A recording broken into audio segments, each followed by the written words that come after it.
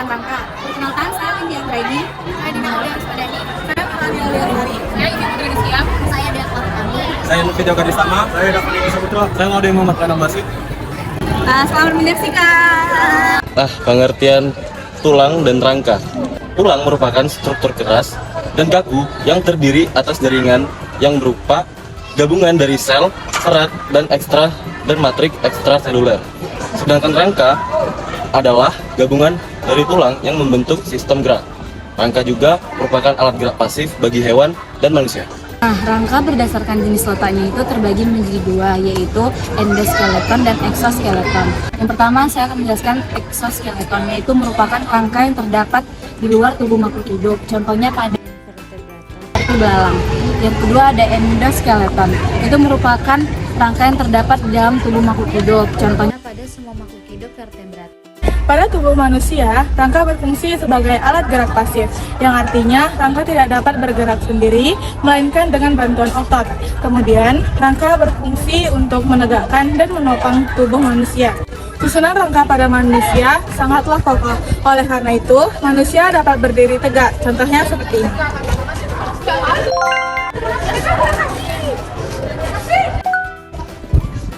Kemudian dapat berjalan tanpa goyah, contohnya seperti ini. Dan juga dapat berlari dengan cepat, contohnya seperti ini. Tak hanya itu, keberadaan rangka pada tubuh manusia ini membuat kita bisa mengangkat beban sampai batas tertentu, contohnya seperti ini.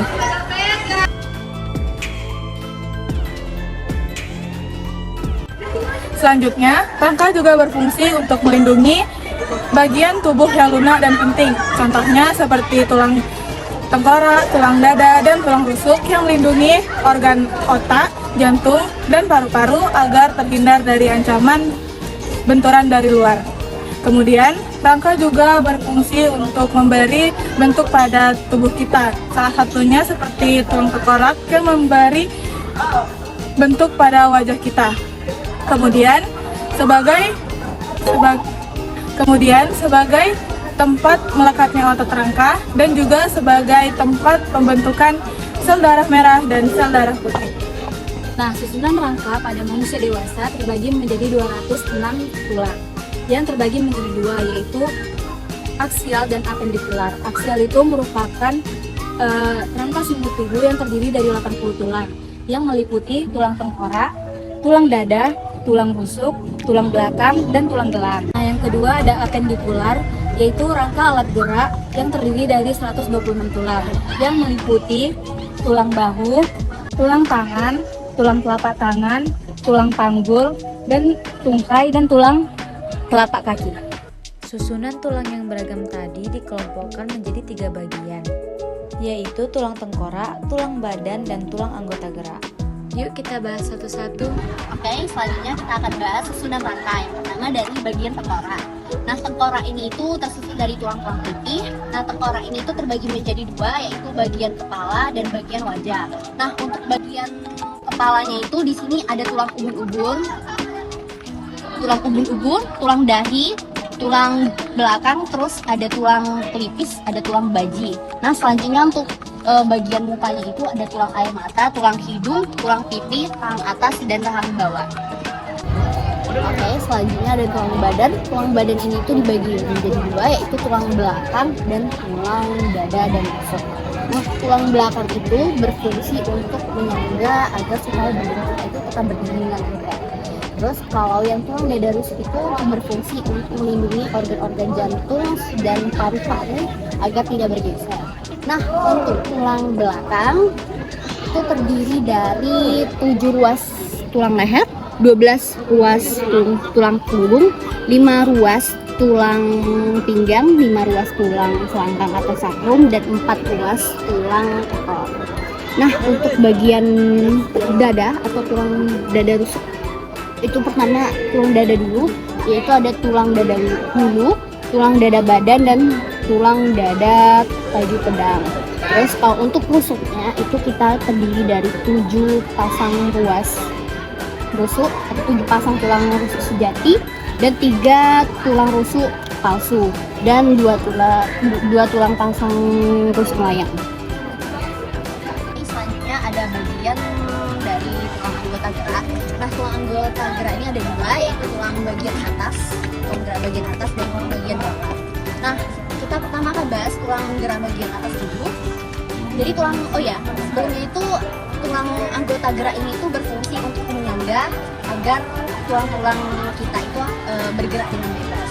Nah, untuk tulang atas ini pertama ada tulang selangkah, terus kedua ada tulang belikat, tulang lengan atas, tulang hasta, bungpil, dan tulang telapak tangan, tulang ruas jari-jari, dan tulang lengan tangan.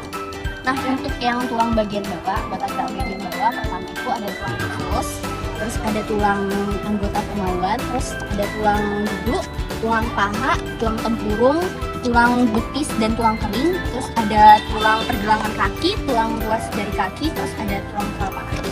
Selanjutnya ada tulang pipa. Tulang pipa sendiri memiliki bentuk seperti pipa. Tulang pipa memiliki kedua ujung yang bulat. Tulang pipa sendiri memiliki 3 bagian, yaitu epifisis, metafisis, dan diafisis. Tulang pipa sendiri ada pada bagian tulang lengan atas, tulang paha, dan tulang ruas jari. Selanjutnya ada tulang pendek. Tulang pendek sendiri memiliki bentuk yang kompleks atau pendek dan tidak beraturan. Tulang pendek sendiri memiliki contoh seperti tulang pergelangan tangan, tulang pergelangan kaki, tulang telapak tangan dan tulang telapak kaki, dan tulang ruas belakang. Tulang pipi adalah salah satu jenis tulang yang terdiri dari lapisan tulang spons terikat antara dua lapisan tipis tulang kompak. Jadi fungsi dari tulang pipi adalah sebagai penguat atau penjaga. Fungsi lainnya adalah terdapat sel sumsum merah yang berfungsi sebagai penghasil sel darah merah dan sel darah putih. Bagian-bagian tulang pipi adalah tulang rusuk, tulang dada, dan tulang belikat. Tulang tidak beraturan adalah tulang yang tidak masuk dengan klasifikasi lain. Jadi pada tulang tidak beraturan itu terdapat pada tulang wajah, tulang rahang, dan tulang hidung. Oke, selanjutnya ada jenis tulang berdasarkan zat penyusunnya. Pertama ada tulang rawan atau kartilago, tersusun dari 1. Jaringan ikat berserabut tebal, kedua ada matriks yang elastis, dan yang ketiga ada sel tulang rawan yang terdapat dalam rongga kecil. Tulang rawan itu bersifat lentur dan kuat. Oke, jenis tulang rawan terbagi menjadi 3. Yang pertama ada tulang rawan elastis, mengandung serabut elastis dan kolagen yang terletak di daun telinga, epiglotis, dan bronkiolus. Yang kedua ada tulang rawan hialin, mengandung serabut kolagen yang halus, berwarna kuning kebiruan, dan terletak di ujung tulang rusuk dan permukaan persidian. Dan yang terakhir ada tulang rawan fibrosa yang mengandung serabut kolagen yang padat dan kasar, letaknya biasa di ruas-ruas tulang belakang. Lalu yang kedua tulang keras. Tulang keras atau osteon. Tulang keras disusun oleh yang pertama jaringan ikat yang mengandung mineral. Yang kedua disusun oleh sel tulang atau osteosit yang terdapat di dalam lakuna. Yang ketiga, osteosit satu dengan yang lainnya saling berhubungan melalui panel kuning yang berfungsi untuk memenuhi kebutuhan sel-sel tulang atau osteosit. Tulang dibagi menjadi 2. Yang pertama tulang kompak. Tulang kompak memiliki sistem Havertz yang berfungsi untuk menyuplai nutrisi bagi sel-sel tulang, lalu mengandung zat kapur, fosfat, dan serat kolagen. Contohnya di bagian diafisis tulang pipa. Yang kedua tulang spons. Tulang spons tidak memiliki sistem Havertz, tapi mengandung lemak dan sumsum tulang. Contohnya di bagian epifisis tulang pipa. Selanjutnya ada penyakit tulang. Yang pertama ada osteoporosis. Osteoporosis merupakan kondisi di mana pembentukan jaringan tulang baru tidak dapat mengimbangi penghancuran jaringan tulang lama yang telah rusak. Nah, sehingga dapat membuat tulang menjadi lemah dan rapuh. Bagian-bagian mana sih yang rentan terkena penyakit ini? Ada tulang pinggul, tulang belakang, dan pergelangan tangan.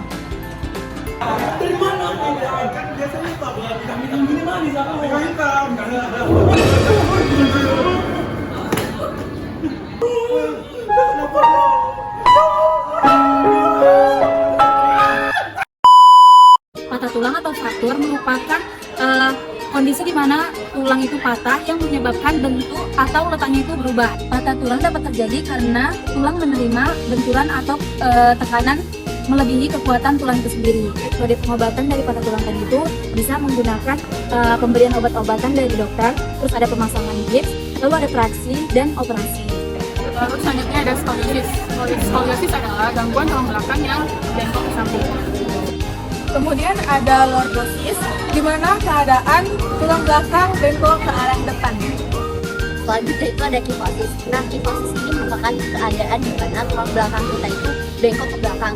Gejalanya itu bisa kita rasakan seperti mengalami sakit punggung dan mengalami kekakuan. Nah, untuk cara mencegah beberapa penyakit yang tadi sudah disebutkan, itu pertama adalah kita mengubah atau membenarkan posisi kita duduk atau yang lainnya. Kedua itu konsumsi makanan yang banyak kalsium. Ketiga lagi selalu mengatur, dan keempat jangan terlalu membawa beban begitu banyak di belakang. Dan yang terakhir itu adalah kita melakukan terapi fisik atau kegiatan. Sekian materi dari kami. Terima kasih. Wassalamualaikum warahmatullahi wabarakatuh.